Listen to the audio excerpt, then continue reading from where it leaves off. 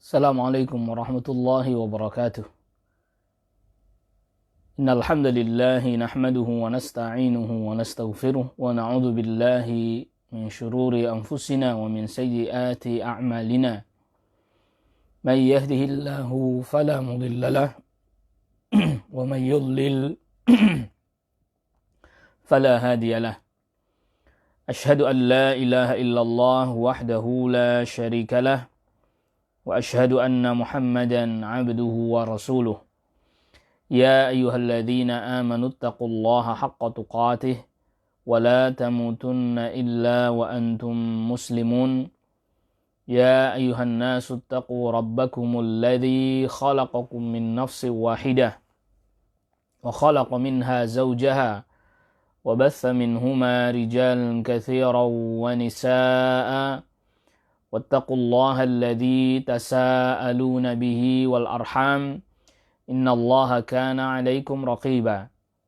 Ya ayyuhalladzina amanu taqullaha wa qulu qawlan sadida yuslih lakum a'malakum wa yaghfir lakum dhunubakum wa may yuti'illaha wa rasulahu faqad faza fawzan 'azima amma ba'd.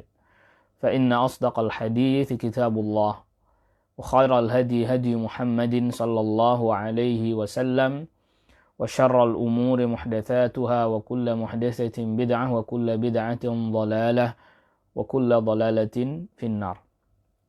Ikhwatal iman, a'azzakumullah.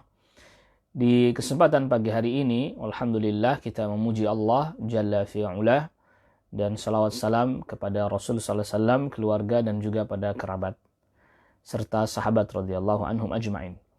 Di kesempatan pagi hari ini, ikhwatal iman, a'azzakumullah, sebagaimana kita sudah sampaikan di pertemuan kita di malam hari, yaitu pembahasan kita terkait dengan adanya perpecahan atau al-firaq, firqah-firqah di dalam Islam terkait dengan masalah akidah.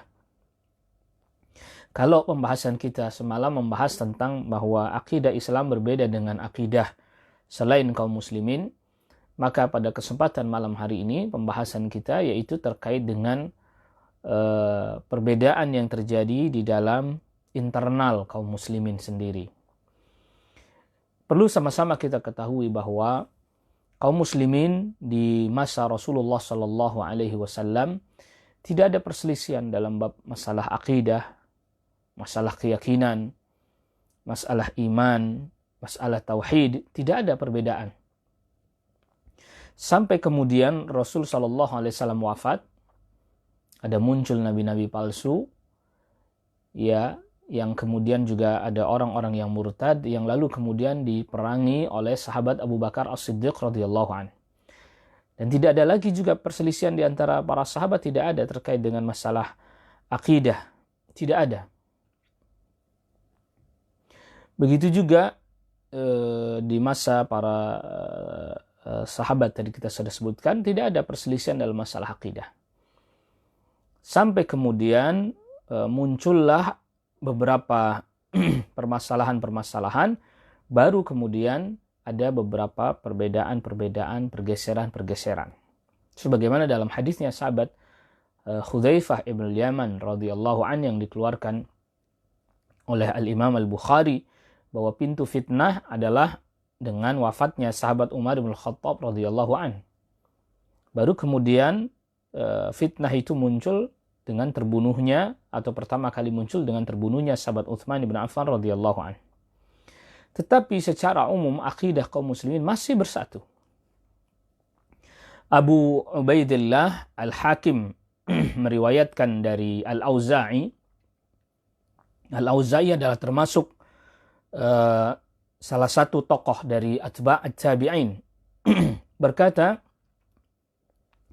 kunna wattabi'una mutawafirun. Kata Al-Auza'i, kami, sedangkan para tabi'in masih banyak pada saat itu, naqulu, kami semua berkata dan meyakini, innallaha azza wa jalla fawqa arsyihi, bahwa Allah azza wa jalla di atas arasnya, wa nu'minu bima waradat bihi sunnatu min sifatihi. Dan kami mengimani dengan sunnah yang menjelaskan atau yang datang terkait dengan sifat-sifat Allah subhanahu wa ta'ala. Jadi kaum muslimin masih berijma' terkait dengan masalah sifat-sifat ketuhanan atau sifat Allah subhanahu wa ta'ala dalam matalib al-ilahiyah. Sampai kemudian muncul orang-orang yang mulai mempertanyakan kaifa, bagaimana tentang istiwanya Allah dan seterusnya. Jadi bahkan sampai pada masa Bani Umayyah pun ya kaum muslimin dalam masalah sifat Allah tidak berselisih. Begitu juga di dalam pada masa kekhalifahan Abbasiyah, kecuali nanti pada masanya Al-Ma'mun, yaitu setelah Harun ar-Rashid. Maka Imam Al-Baihaqi berkata, "Walam yakun khulafa'u Bani Umayyah wa Bani Al-Abbas khalifatun illa ala madhabis salafi wa manahijihim." Tidak ada dari khalifah Bani Umayyah dan Bani Abbasiyah kecuali khalifah yang berada di atas madhab as-salaf wa manahijihim dan metode mereka. Tetapi walamma tawalla al-Ma'munul khilafata, ketika Al-Ma'mun bin Harun ar-Rashid menjadi khalifah, maka ijtama'a bihi haula'il mu'tazilatu. Maka Mu'tazilah pun mulai mendatangi dan berkumpul kepada Al-Ma'mun. Fahamaluhu ala nafsi sifati, maka Mu'tazilah pun mempengaruhinya untuk menafikan sifat-sifat Allah, wal qawli bi khalqil Qur'ani, dan mengatakan bahwa Al-Qur'an itu adalah makhluk. Jadi kalau kita perhatikan secara ringkas ini, di zamannya para sahabat radhiyallahu anhum ajma'in tidak ada perselisihan dalam masalah bab akidah. Lalu kemudian pada masanya tabi'in juga sama demikian. Bahkan sampai pada masanya atba'ut tabi'in secara umum tidak ada perselisihan. Tetapi memang muncul beberapa firqah-firqah, kelompok-kelompok di masa para sahabat masih hidup ada. Nah, di antara firqah yang muncul di akhir-akhir masa para sahabat, di masa sahabat Ali bin Abi Thalib radhiyallahu an, itu muncul firqah al-Khawarij. Ya, firqah Khawarij. Yang para ulama katakan ini termasuk firqah yang pertama kali muncul di masa para sahabat, yang itu tepatnya di masa sahabat Ali bin Abi Thalib radhiyallahu an. Nah, sebagaimana kita juga ketahui bahwa di masa Khalifah Utsman ibn Affan radhiyallahu anhu sudah ada seperti cikal bakalnya sudah ada. Abdullah bin Saba ya, al-Yahudi, yang dia menyebarkan mencela sahabat Utsman dan mengatakan sahabat Utsman bin Affan radhiyallahu anhu tidak kompeten menjadi khalifah dan seterusnya, mempengaruhi kaum muslimin. Jadi ini awal mulanya berangkat dari al-imamah atau as-sam'u wa ta'ah lil imam, yang mulai pertama kali digugat atau diperbincangkan atau diperselisihkan adalah terkait dengan pemimpin kaum muslimin.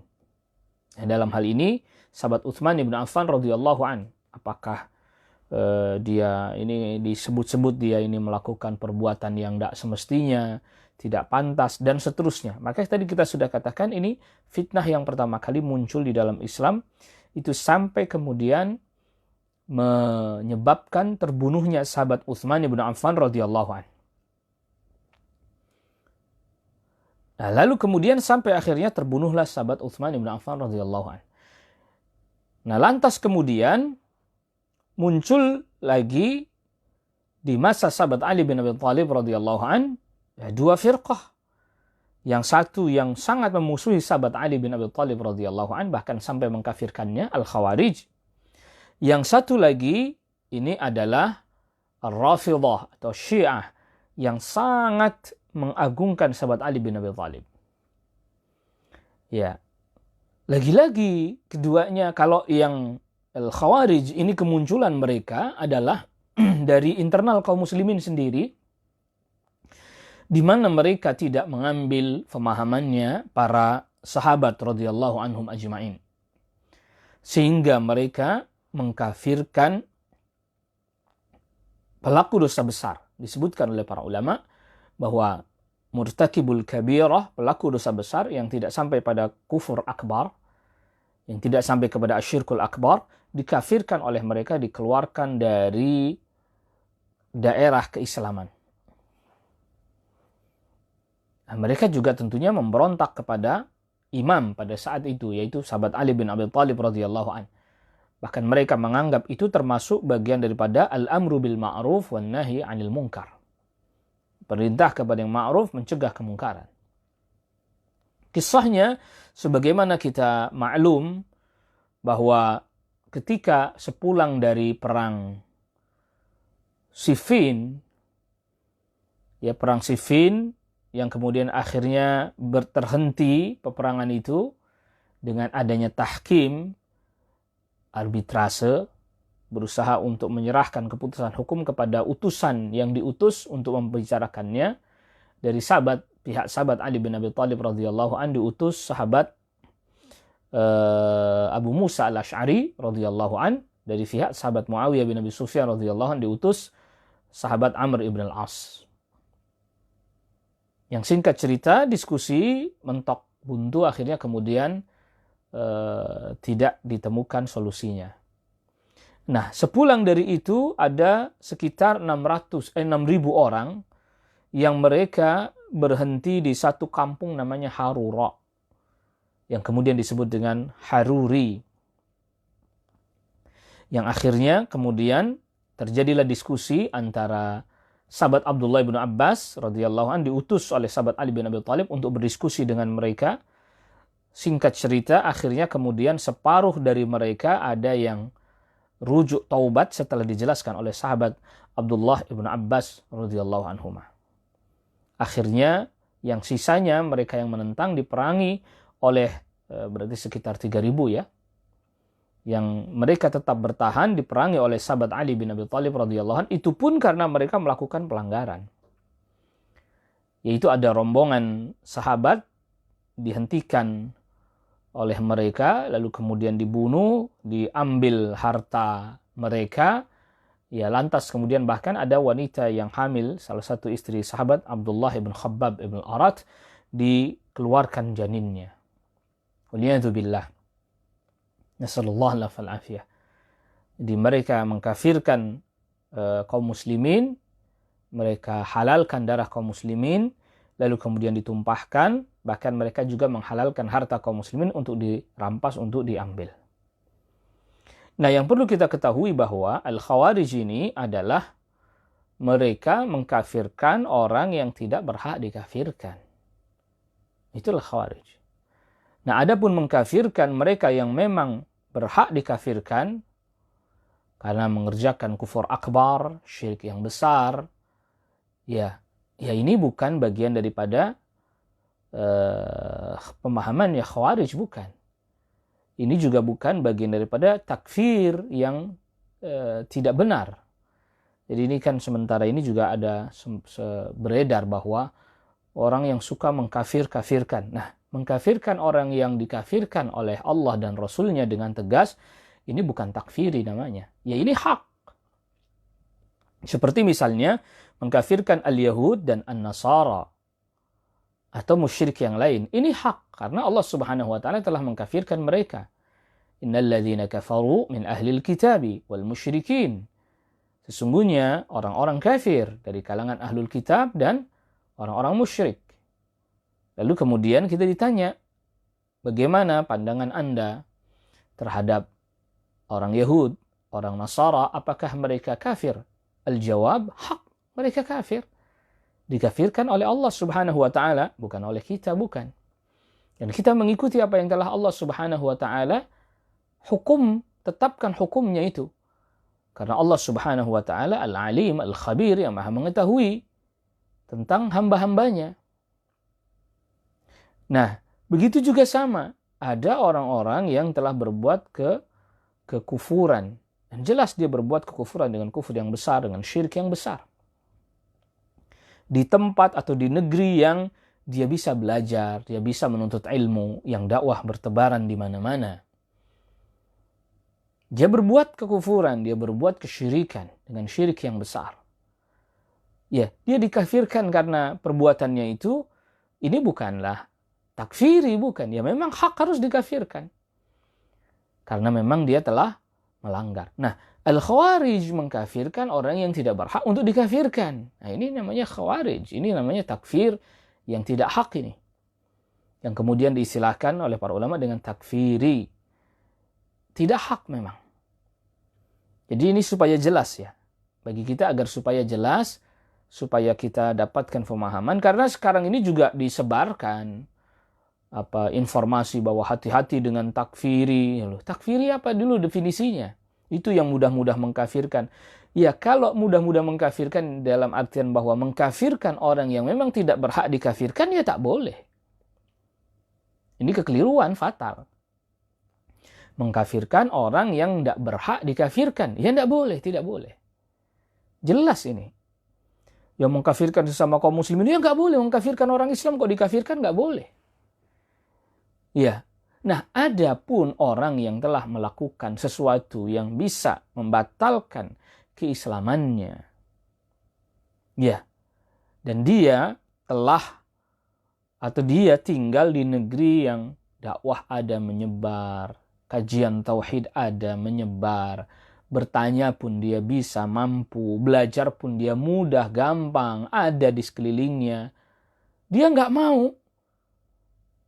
Dan bahkan tak mau bertaubat dari hal itu. Waliyahzubillah. Ya ini dikafirkan.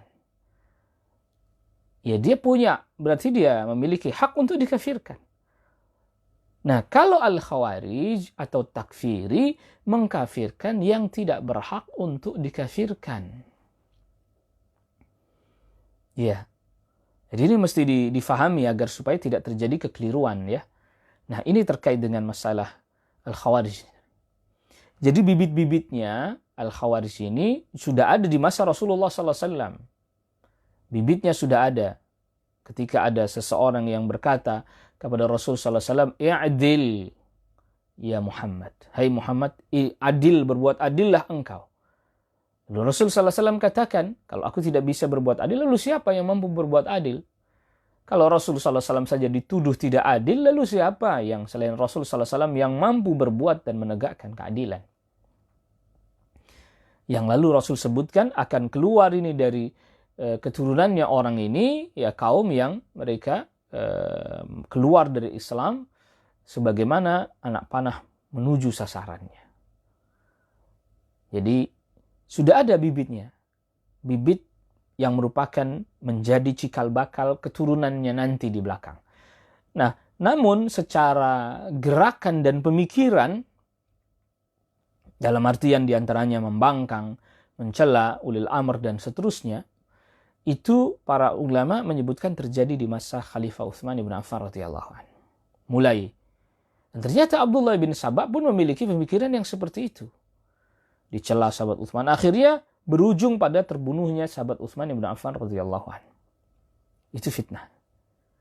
Lalu kemudian pada masa sahabat Ali bin Abi Thalib radhiyallahu anhu, mereka awal mulanya adalah orang yang sangat loyal kepada sahabat Ali bin Abi Thalib radhiyallahu anhu. Namun ketika melihat keputusan-keputusan yang diambil oleh sahabat Ali bin Abi Thalib radhiyallahu anhu yang menurut mereka itu tidak sesuai dengan apa yang mereka fahami, ya akhirnya mereka pun mengkafirkan sahabat Ali bin Abi Thalib radhiyallahu anhu. Lalu kemudian ya tidak hak tentu, ini takfir yang tidak hak ini. Lalu kemudian akhirnya mereka pun ya menghalalkan darah kaum muslimin tadi. Na'udzubillah. Nasallallahu alaihi wasallam. Jadi di antara akidah yang menjadi akidah dasarnya Al-Khawarij dari mengkafirkan kaum muslimin yang tidak berhak untuk dikafirkan. Yang lalu kemudian akhirnya mereka menghalalkan darah kaum muslimin. Yang lalu kemudian akhirnya ya mereka memberontak kepada pemimpin kaum muslimin pada saat itu. Dan membolehkan hal itu karena berpandangan sahabat Ali bin Abi Thalib telah kafir. Ini akarnya disebabkan karena mereka memahami bahwa apabila seseorang melakukan dosa besar, maka menurut mereka, maka imannya hilang sama sekali, alias dia kafir, keluar dari agama Islam. Padahal pelaku dosa besar yang tidak sampai pada kekufuran syirikan akbar, ya tidak dikeluarkan, tidak dikafirkan. Lalu kemudian muncul sebagai lawannya dari Al-Khawarij adalah Asy-Syiah. Asy-Syiah di zaman sahabat Ali bin Abi Thalib, sebagian tadi kita sudah sebutkan, yang mereka menampakkan kecintaan yang berlebihan kepada sahabat Ali bin Abi Thalib radhiyallahu anhu. Melampaui batas. Ya, sampai sebagian mereka mempertuhankan sahabat Ali bin Abi Thalib radhiyallahu anhu. Nah, itu kemudian sektenya disebut dengan Sabaiyah. Ya, disebut dengan Sabaiyah. Diperangi oleh sahabat Ali bin Abi Thalib radhiyallahu anhu. Bahkan dibakar hidup-hidup mereka. Yang itu keliru ya, tidak tepat. Tapi itu ijtihad yang keliru, yang salah. Ya. Adapun sahabat Abdullah bin Abbas tidak setuju dengan apa yang dilakukan oleh sahabat Ali bin Abi Thalib, tapi sudah terjadi. Hal itu sudah terjadi, sudah dihukum dengan cara dibakar mereka. Sehingga kemudian sebagian mereka berkata, bukannya mereka bertaubat, malah sebagian mereka berkata, kami semakin yakin bahwa Ali itu Tuhan. Na'udzubillah. Kenapa? Karena apa? Karena tidaklah menghukum dengan api, la yu'adzibu bin nari illa rabbun nar. Tidak menghukum dengan api kecuali ya penciptanya api. Allah musta'an. Sallallahu alaihi wasallam. Nah, ini jadi mereka bersikap berlebihan kepada sahabat Ali bin Abi Thalib radhiyallahu an. Jadi kita sudah katakan ada tokohnya namanya Abdullah bin Saba. Dan Abdullah bin Saba ini adalah orang Yahudi yang dari keturunan Yahudi yang tinggal di wilayah Sana'a di Yaman. Dia sudah memunculkan api fitnah semenjak dari masa sahabat Utsman bin Affan radhiyallahu anhu. Terlebih lagi ini di masa sahabat Ali bin Abi Thalib. Dikatakan bahwa Rasulullah SAW berwasiat kepada Ali bin Abi Thalib untuk jadi imam, pemimpin, khalifah. Ya. Dan sesungguhnya khalifah kaum muslimin yang sah secara nas adalah sahabat Ali bin Abi Thalib. Jadi mereka membangun akidah mereka diantaranya adalah imamah. Keimamannya sahabat Ali bin Abi Thalib radhiyallahu anhu. Bahkan mereka juga mempunyai keyakinan raj'ah. Raj'ah itu ya reinkarnasi, nanti akan datang lagi ke dunia. Itu raj'ahnya Imam Ali, kata mereka. Bahwa Imam Ali radhiyallahu an akan kembali lagi ke dunia. Dan seterusnya. Berbagai macam keyakinan-keyakinan yang kemudian akhirnya mereka pun nanti berpecah juga akhirnya. Ya.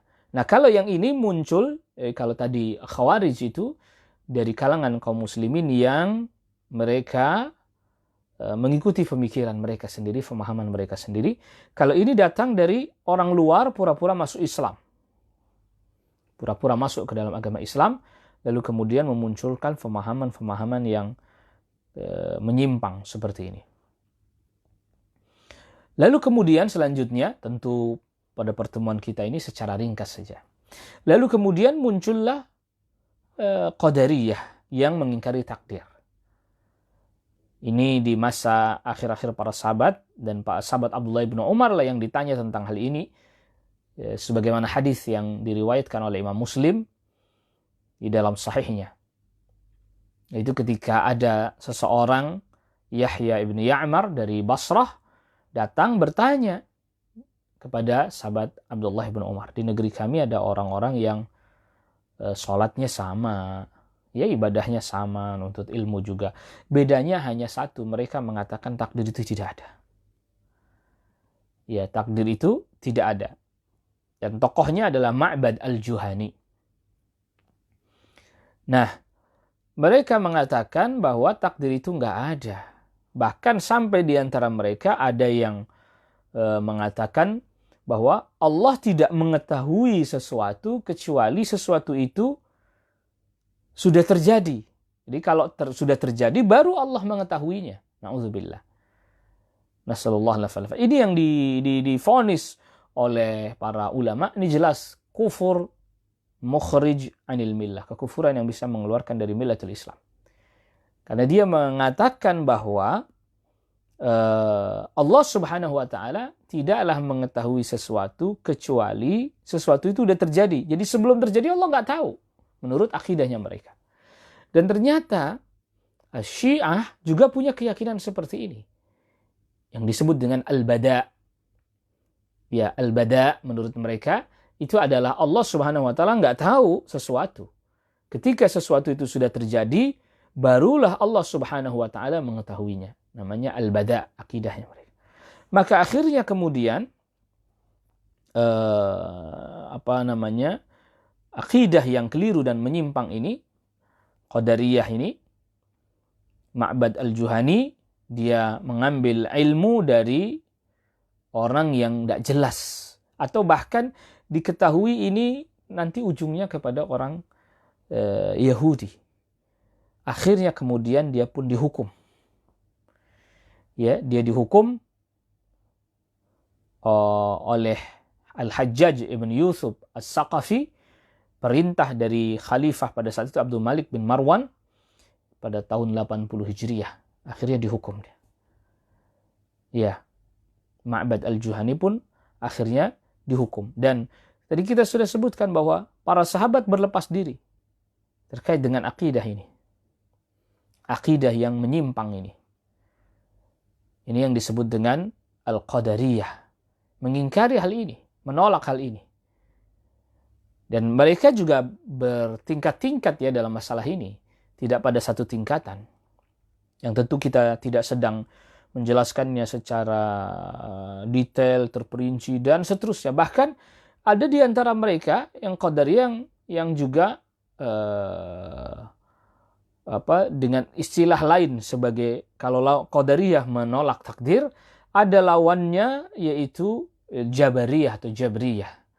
Menetapkan takdir tapi dengan makna bahwa ya hamba nggak punya keinginan, nggak punya kemampuan apa-apa, ya kayak robot aja, dan seterusnya. Dan ini akidah yang juga menyimpang.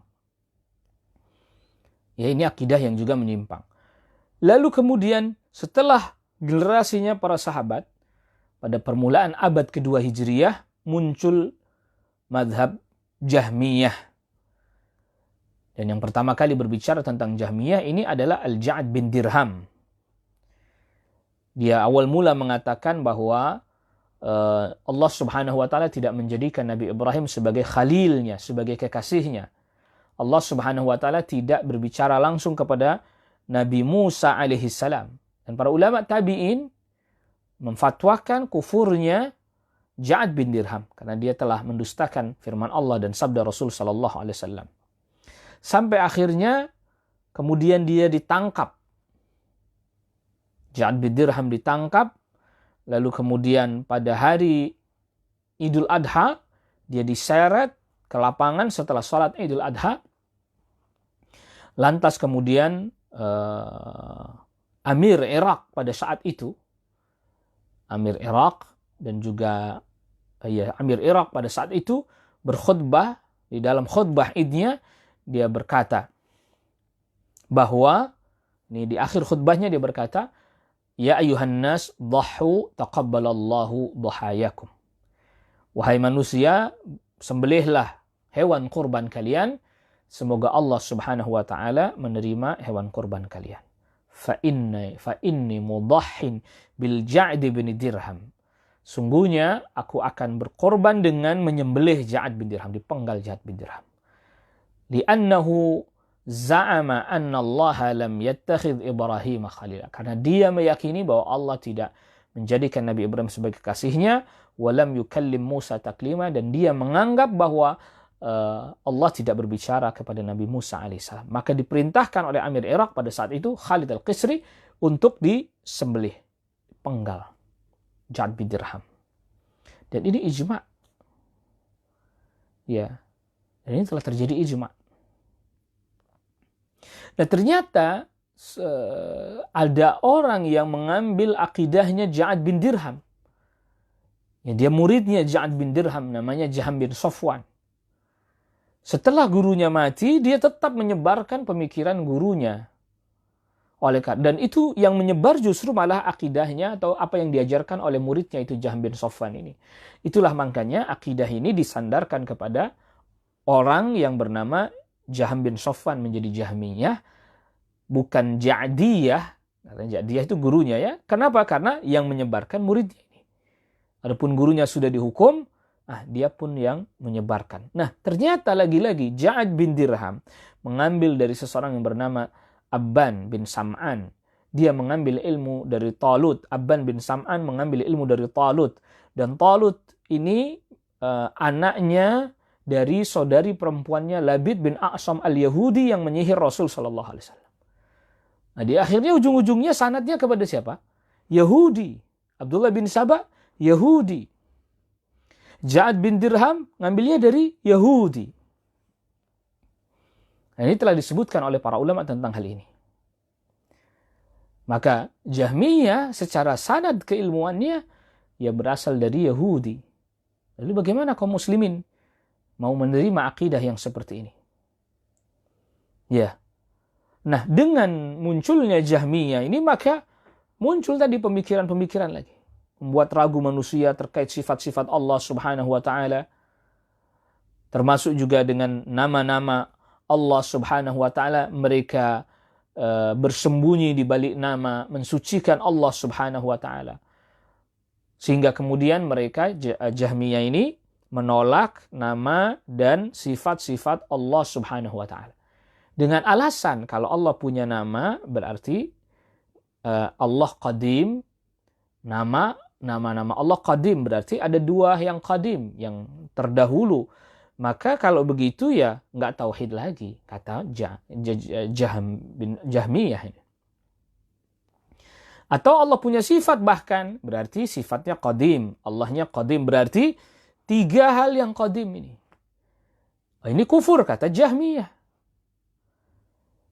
Ya. Dan fitnah terkait dalam bab al-asma was sifat, yang pertama kali memunculkannya adalah al-Jahmiyah. Kalau Qadariyah terkait dengan takdir saja, tanpa masuk ke dalam bab nama dan sifat, ya. Tetapi Jahmiyah masuk kepada bab nama dan sifat. Tetapi akhirnya nanti pun ini bergabung juga Mu'tazilah juga nanti di dalamnya dalam bab sifat. Ya, bab sifat. Sehingga kalau kita mau ringkaskan, Al-Khawarij ini terkait dengan masalah iman. Ya, terkait dengan masalah iman mereka. Lalu kemudian Syiah terkait dengan ghulu kepada Ahlul Bait, kepada sahabat Ali bin Abi Thalib radhiyallahu anhu. Tapi akhirnya nanti Syiah pun terpengaruh dengan akidahnya Mu'tazilah. Ya, terpengaruh juga dengan akidahnya Mu'tazilah. Adapun bid'ahnya Jahmiyah ini para ulama telah banyak mengingkarinya.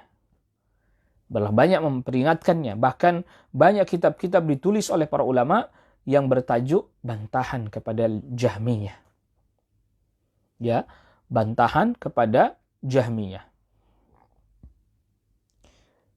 Nah, lalu kemudian selanjutnya Al-Mu'tazilah. Ini terjadi pada masa tabi'in, yaitu Al-Imamul Hasan Al-Basri. Ketika ada seseorang yang cerdik, pandailah, ya cerdas, Wasil bin Atha duduk di majelisnya Al-Hasan Al-Basri rahimahullah ta'ala. Nah, ada permasalahan dalam masalah akidah yang dia tanyakan kepada Al-Hasan Al-Basri yang mungkin kalau dalam masalah atau dalam bahasa kita hari ini adalah nggak memuaskan ya, tidak memuaskan dirinya. Maka akhirnya dia pun menyingkir menyendiri. Wasil bin Atha menyingkir menyendiri. Lalu kemudian akhirnya dia pun betul-betul bukan hanya menyendiri secara badannya, dia pun menyendiri secara akidahnya. Tapi kemudian itu tadi disebarkan. Ya, disebarkan. Sehingga ini ringkasnya orang-orang pun mengikuti keyakinannya. Menetapkan nama Allah tapi tidak menetapkan sifat-sifat Allah. Jadi nama hanya sekedar nama tanpa makna menurut Mu'tazilah. Lagi-lagi ini pun syubhatnya terinspirasi dari syubhatnya Jahmiyah. Yang dimana Jahmiyah katakan kalau ada Allah qadim, qadim itu yang terdahulu ya, lalu kemudian sifat Allah qadim, berarti ada dua yang qadim. Nah ini syirik menurut dia. Ya menurut dia syirik. Akhirnya ya harus ditolak sifat. Termasuk juga yaitu mengatakan, mereka Mu'tazilah mengatakan Al-Quran itu makhluk. Al-Quran itu makhluk. Ya, maka Mu'tazilah mempunyai 5 prinsip. Yang pertama, tauhid. Yang dimaksud tauhid oleh mereka adalah menolak sifat-sifat Allah. Bukan tauhid uluhiyah, bukan. Yang kedua, yaitu amar ma'ruf, nahi mungkar.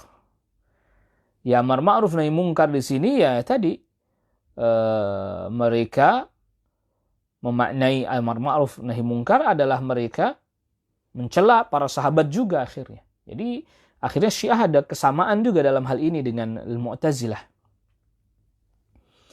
Lalu kemudian, ya selanjutnya, yang ketiga adalah al-qawlu bil manzilah bainal manzilatain.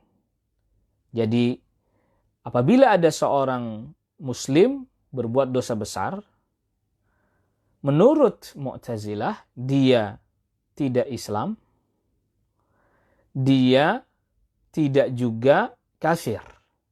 Nah, ini namanya manzilah bainal manzilatain. Tetapi Mu'tazilah katakan pelaku dosa besar, orang Islam yang berbuat dosa besar, tempatnya atau dia berujung di neraka kekal selama-lamanya.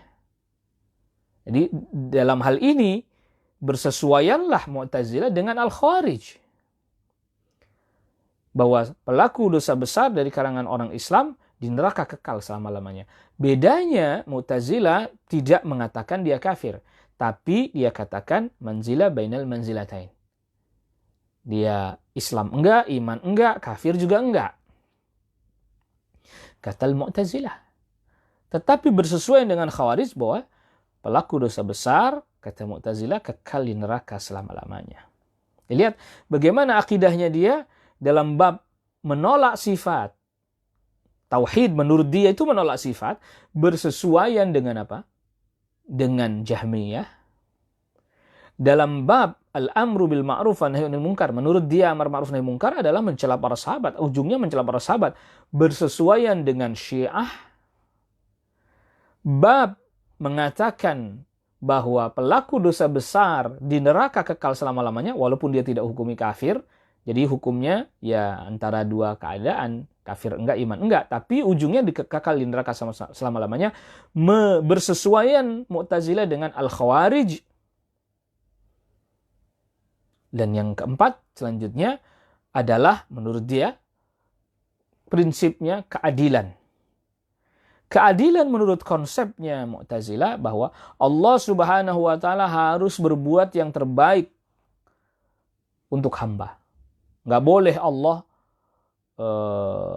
menyesatkan gitu ya. Jadi bagi mereka ketika mereka mendapatkan ayat atau hadis menyebutkan Allah menyesatkan, ini nggak boleh. Karena kalau Allah menyesatkan, Allah zalim, kata dia. Allah musta'an. Ya. Jadi namanya si adil, sebutannya si adil. Tapi mendefinisikan keadilannya ini yang keliru, salah. Jadi menurut dia yang namanya adil itu adalah Allah Subhanahu wa taala harus berbuat yang terbaik kepada hamba. Nggak boleh Allah Subhanahu wa taala menyesatkan. Ya. Nggak boleh Allah Subhanahu wa taala memasukkan hambanya ke neraka. Kata dia nggak boleh. Atau ini afwan. Jadi pokoknya keadilan menurut mereka adalah Allah harus berbuat yang terbaik buat hamba. Allah tidak boleh menyesatkan dan seterusnya. Nah, lalu kemudian yang kelima, kaidahnya Mu'tazilah, mereka mengatakan bahwa orang yang taat wajib Allah berikan pahala. Orang yang berbuat maksiat wajib dihukum. Padahal kalau Allah memberikan ganjaran atau pahala, ya karena rahmatnya Allah, anugerah dari Allah. Ini keyakinan ahlu sunnah. Kalau toh menghukum, maka itu adalah keadilan Allah subhanahu wa ta'ala. Enggak ada yang mewajibkan sesuatu kepada Allah subhanahu wa ta'ala. Enggak ada hamba mewajibkan sesuatu kepada Allah subhanahu wa ta'ala. Enggak ada. Ya, jadi menurut dia wajib ditunaikan. Jadi enggak ada istilah Allah mengampuni, gitu. Enggak ada. Menurut mereka. Na'udzubillah. Nasallallahu alaihi wasallam. Ini diantara yang diyakini oleh Mu'tazilah. Dan Mu'tazilah, sebagaimana tadi kita sudah isyaratkan, ini menjadi kuat di masanya Al-Ma'mun. Ya, ketika Al-Ma'mun dipengaruhi, Khalifah Al-Ma'mun dipengaruhi bahwa Al-Quran itu makhluk. Ya. Jadi harus menolak sifat. Sebab kalau ada sifat qadim, Allah qadim, maka ada dua yang qadim. Ini syirik namanya. Nah, agar supaya hanya Allah yang qadim, maka sifat harus ditolak. Makanya kemudian mereka pun mengatakan Al-Quran itu makhluk, bukan kalamullah, bukan firman Allah. Sebab kalau firman Allah berarti kalamullah, berarti kan sifat. Dan tadi sifat sudah ditolak oleh mereka. Sampai akhirnya kemudian Al-Ma'mun pun mewajibkan hal ini kepada kaum muslimin. Dan ini pada masanya Imam Ahmad bin Hanbal rahimahullahu ta'ala, sampai akhirnya kemudian berganti Khalifah Al-Mu'tasim Al-Wathiq, masih seperti itu sampai kemudian pada masanya Al-Mutawakkil kembalilah. Ya, kembali menjadi Ahlus Sunnah, kembali lagi. Nah, dari sini kemudian nanti muncul lagi ini, menetapkan sebagian sifat, menolak sifat yang lain. Jadi akar-akarnya, kalau nanti ditarik ke ujung, akar-akarnya nanti akan muncul. Sampai akhirnya nanti juga ya Mu'tazilah mengatakan ya dalam bab qadar, akhirnya nanti juga mereka ada bersesuaian dengan Qadariyah. Ya, ada bersesuaian dengan apa? Qadariyah. Dan akhirnya kemudian semua ini kumpul. Nanti akhirnya kemudian segala macam aliran-aliran pemikiran ini bersesuaian satu dengan yang lain. Ya, bersesuaian satu dengan yang lain. Berkumpullah itu semuanya.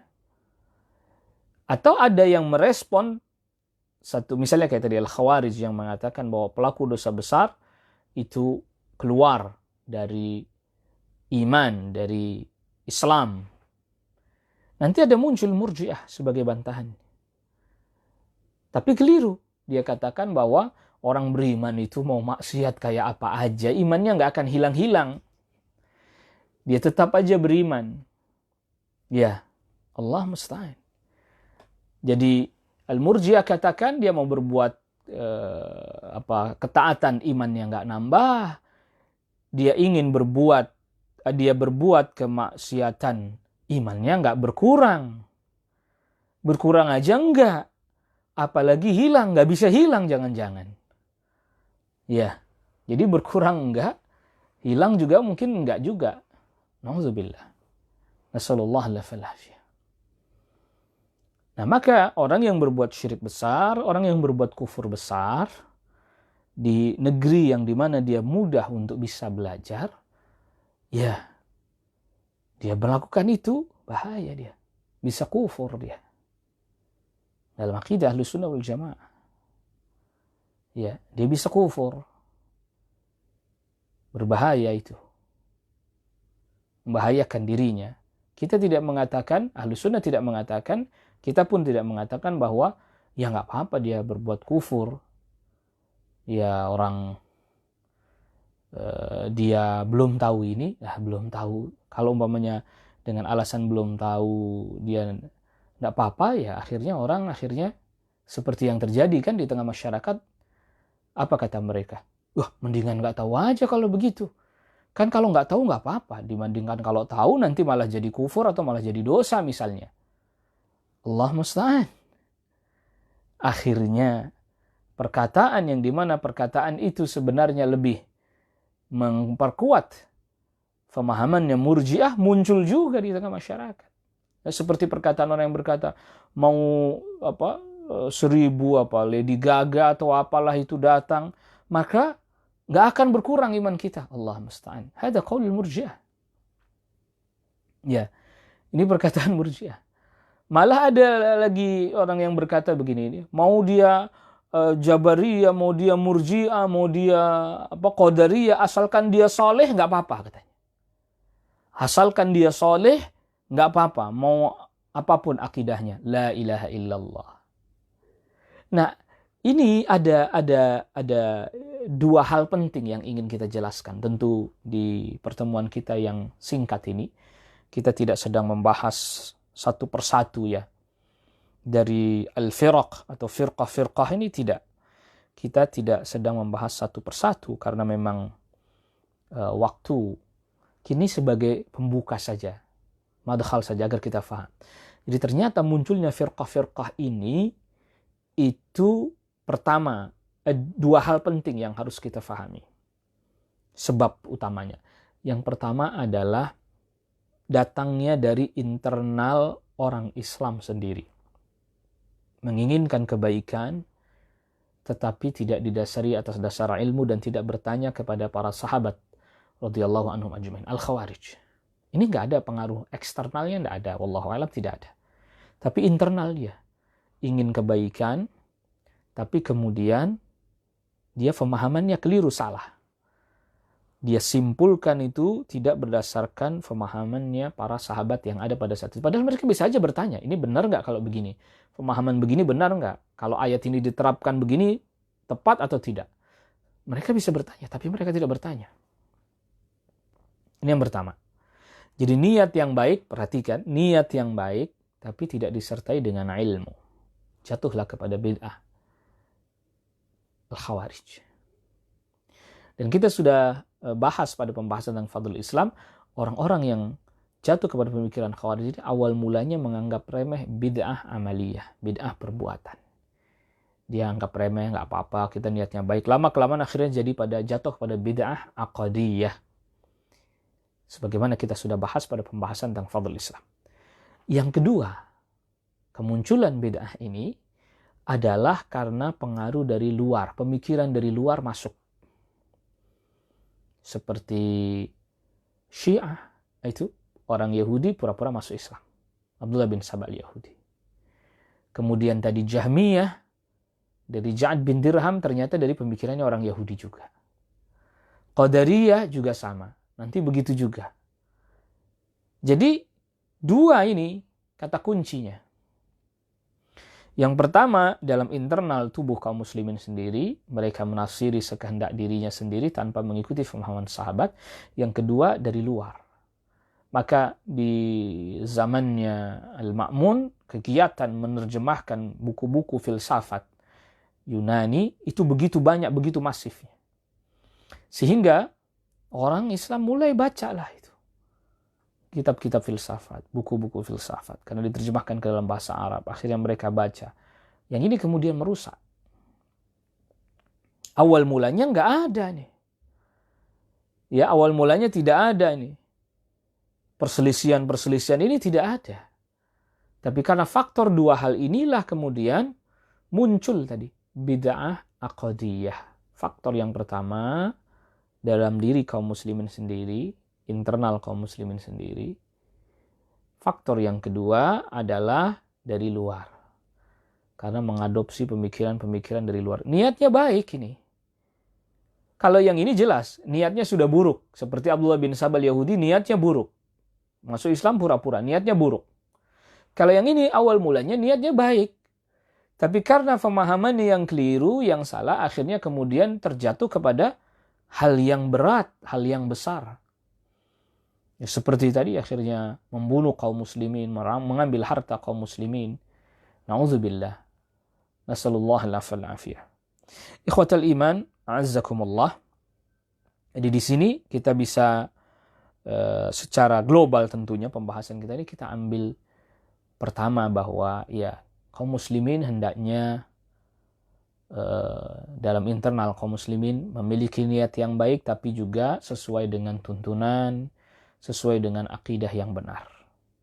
Jangan terburu-buru, jangan tergesa-gesa, ya, bertanya kepada para ulama terkait dengan satu pemahaman, agar kita tidak terburu-buru, tergesa-gesa.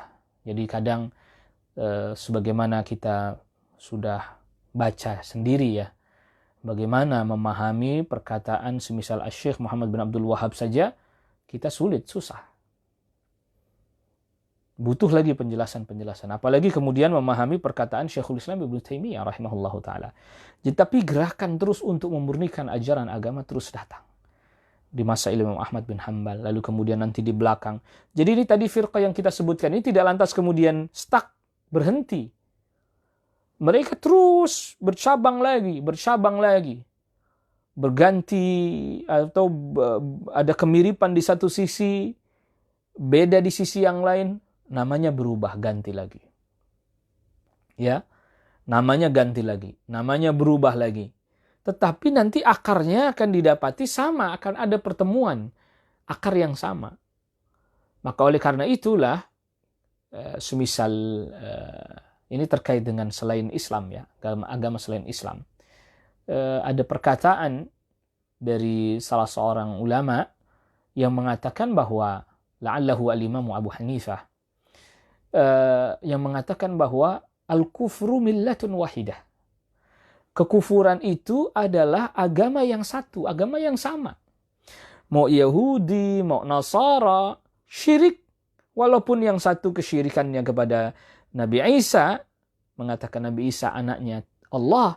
Yang satu mengatakan Uzair anaknya Allah, tapi intinya sama-sama pada kesyirikan. Ya, menyekutukan Allah Subhanahu wa taala, intinya sama-sama kesyirikan gitu. Mau yang nyembah, naudzubillah menyembah hewan, sapi dan seterusnya, intinya dia menyekutukan Allah dengan selain Allah Azza wa Jalla. Mestinya dia beribadah hanya kepada Allah, tapi dia palingkan kepada selain Allah, atau bahkan ya, sama sekali tidak beribadah kepada Allah, tapi dipalingkan seluruhnya kepada selain Allah secara utuh, atau dia sembah Allah bersamaan dengan itu adalah dia menyembah selain Allah Subhanahu wa taala. Maka al-kufru millatun wahidah, kata Imam Abu Hanifah. Kalau saya tidak salah mengingat itu adalah perkataan Imam Abu Hanifah. Kekufuran itu agama yang sama, millah yang satu, sama, akarnya sama. Nah, nanti juga al-bid'atu itu ternyata akarnya sama. Al-bid'ah dalam yang sedang kita bahas terkait dengan akidah ya, aqadiyah itu millatun wahidah.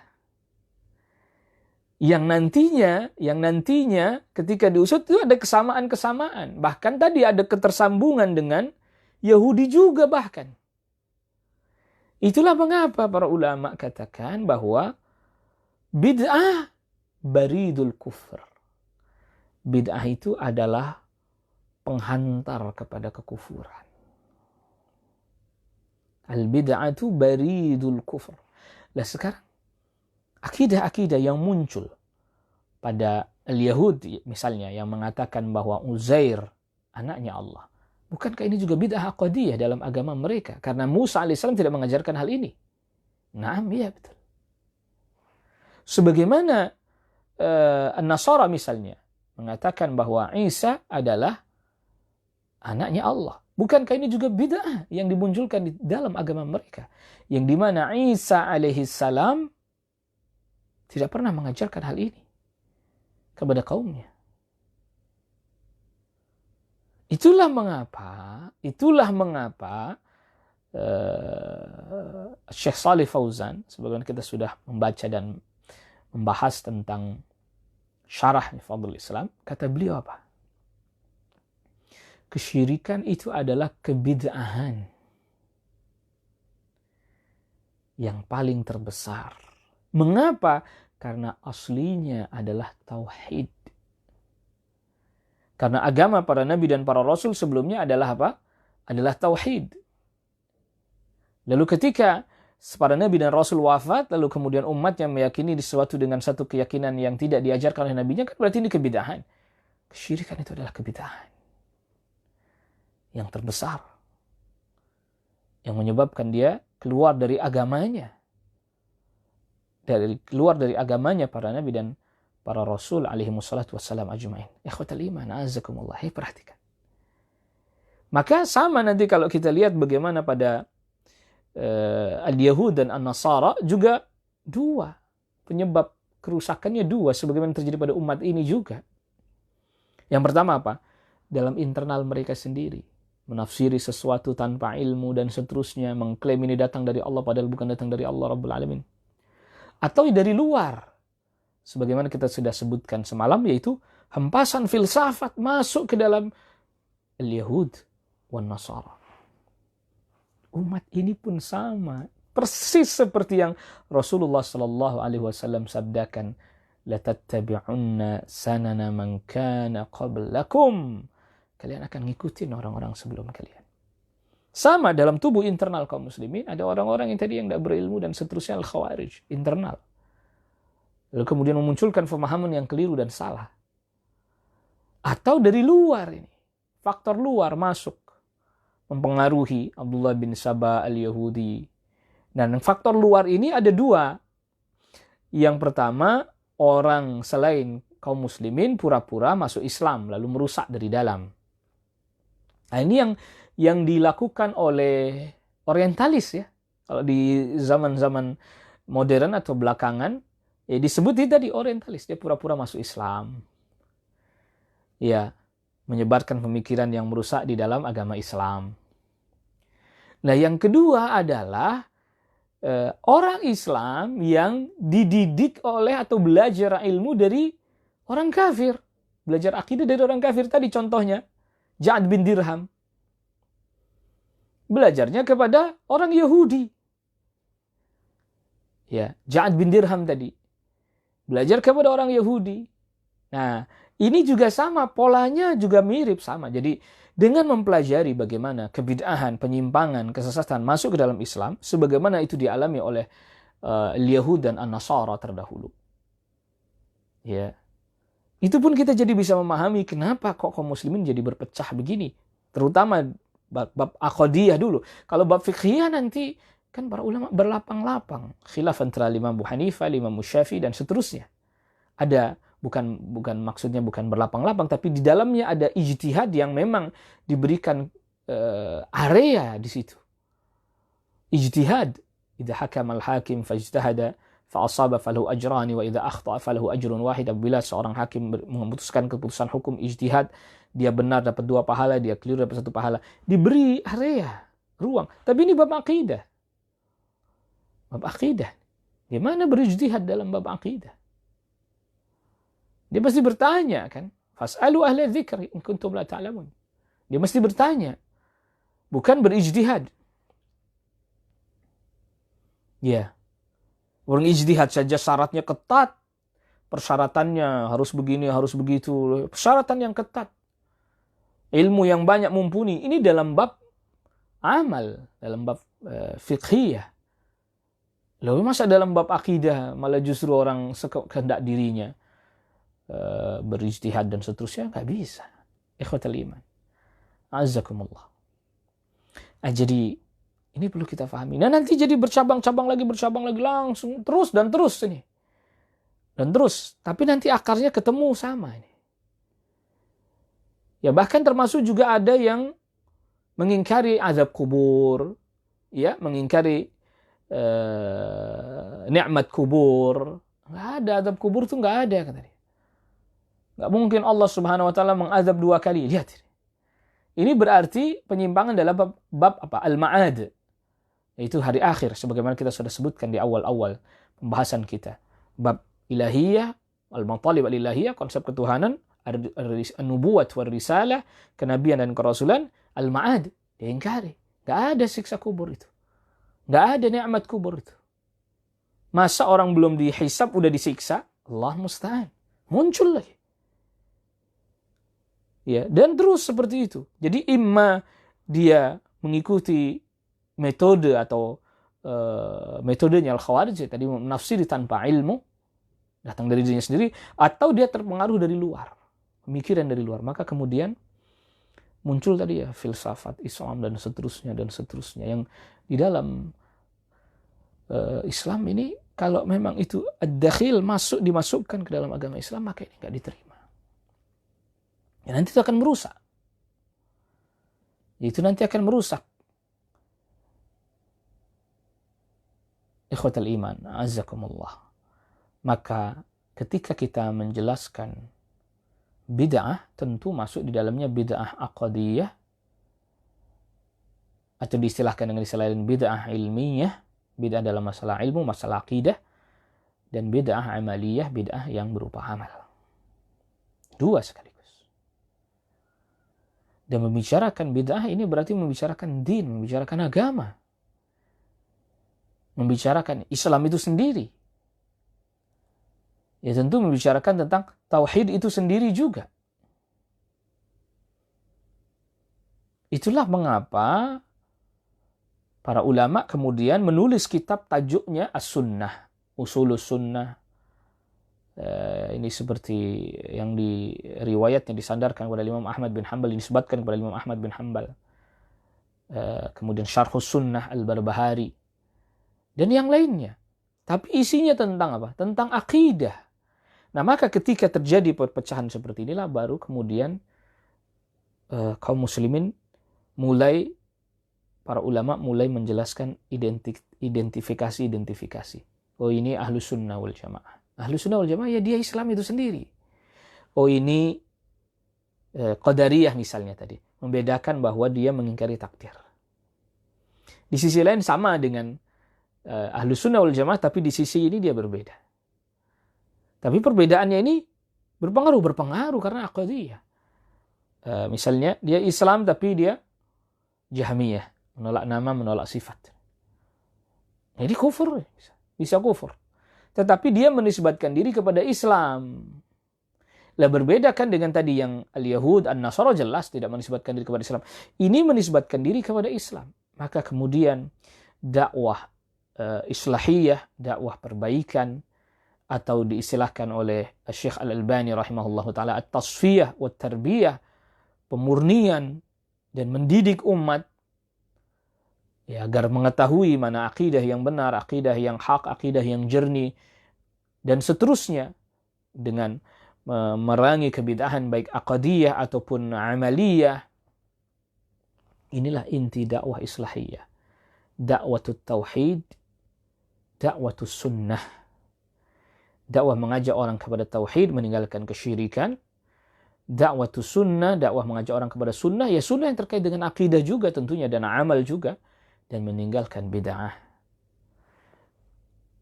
Yang itu kemudian dilanjutkan Imam Ahmad bin Hanbal. Di masa itu Imam Ahmad bin Hanbal, rasanya Al-Ma'mun tadi sudah kita jelaskan secara ringkas. Imam Ahmad bin Hanbal nanti ke belakang muncul di sekitar abad ke-7 atau ke-8 ya. Ada Syekhul Islam Ibn Taimiyah rahimahullahu ta'ala. Lalu kemudian di abad ke-12 ada Syekh Muhammad ibn Abdul Wahhab rahimahullahu ta'ala. Walhamdulillahi ala tauhidi wa sunnah. Kita patut sangat bersyukur sekali kepada Allah Rabbul Alamin. Tatkala Allah Rabbul Alamin memberikan hidayah kepada kita, kepada tauhid dan kepada sunnah.